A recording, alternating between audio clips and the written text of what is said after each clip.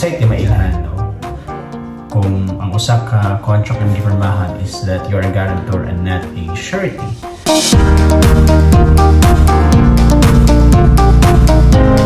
So first ngayong patawon sa sunod sa contract is that if you are directly liable to the payment of the debt, no, of the debtor, if in case mo falter siya sa iyang installment payment, or ikaduha, if na ay statement or phrase dito nakabutang that you are solidarily liable with the principal debtor, that means you are a surety and not a guarantor.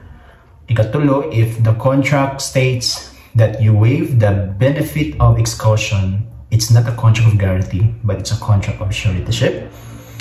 And other terms and conditions nga nakabutang dito nga the moment gani dili siya makabayad o installment payment, even once ang creditor can go after you directly, then you are not a guarantor but a surety.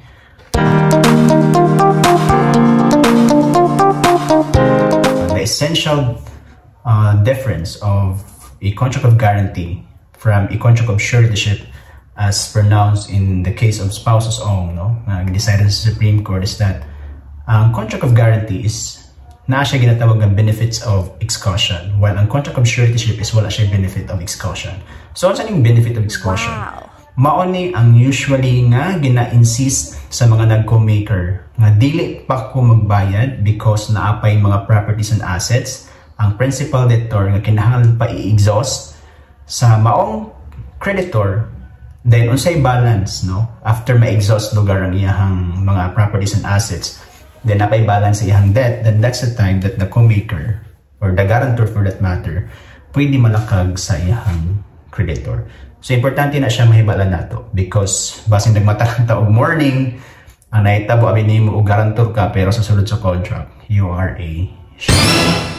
Pero kung imo gyud gipirmahan is a contract of suretyship, wala ay daghang lalisan ang mga katrudian, mga igsoon, mga moms and sir, definitely that's a contract of suretyship. You are a surety.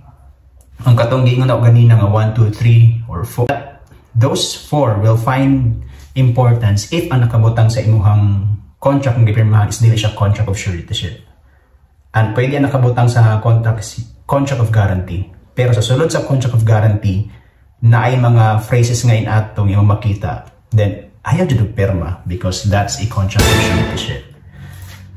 Or even contract of guarantee nakabutang, pero pag abot sa ubos ang nakabutang dito sa imo pagpirma nimo, you are a surety, or this contract is a form of suretyship na di na contract of guarantee, it's a contract of suretyship.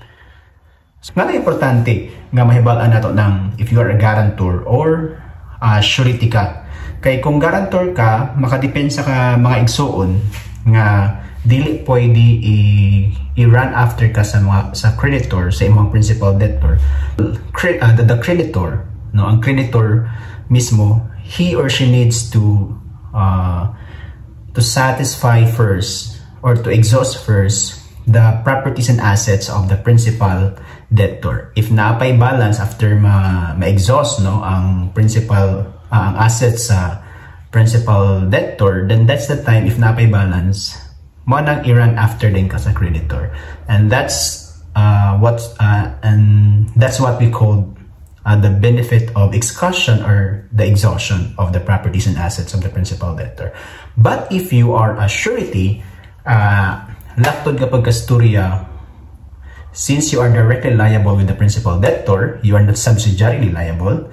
Therefore, if wala siya makabayad on the first on that particular month of installment of payment, the creditor can run after you directly, meaning ikaw gyud ang mo bayad sa iyahang installment or balance. So even though co-maker ka, unya wala nimo gibasa ang contract na surety ka man di ay, na sorry to say this, but you are directly liable with the creditor. Or pinaka the best thing to do if na may mga friends, mga kaila nga nagplano mangutang sa mga lending entities or sa mga gapautang nya kinahanglan og maker nya kay friends lagi mo i-approach din mo, wala na siya problema if mobalibad mo if nakabutang sa iyahang contract of loan is mahulog ka nga surety ka. Pero if nakabutang gani diha is mahulog siya nga guarantor ka lang, it's okay. No, okay man sa mobalibad sa ila imong pasangton. Kay based sa contract, surety ka, dili ka guarantor. However, if dili gid mo mabalibaran imong best friend or imong kaila, then it's your risk nga pag di siya makabayad, ikaw gyud ang gukdon, no? The creditor will run after you. And that's it for today. I hope you have learned something between the guarantor and the surety. Okay, karon nako, dagan na kayo nag-away-away ng mga best friends because of that legal concept nga sa pagtuon nila kay co-maker lang dili sila man after. No, that's why importante being the co-maker, you need to read and understand the content of the contract of that guarantee ba na or suretyship ba na. So that's all lang for today. So mo nang importante na itong hibalan kay lisod kaayo nga nag-co-maker ka, wala ka nakagamit sa korta, sila nakabenepisyo yung mga barkada, yung mga friends, the principal debtor, tapos ikaw nang mag-uod sa pagbayad sa utang. So mas maayo nga mahibalan nato kung unsa gyud ang difference sa contract of guarantee and contract of surety.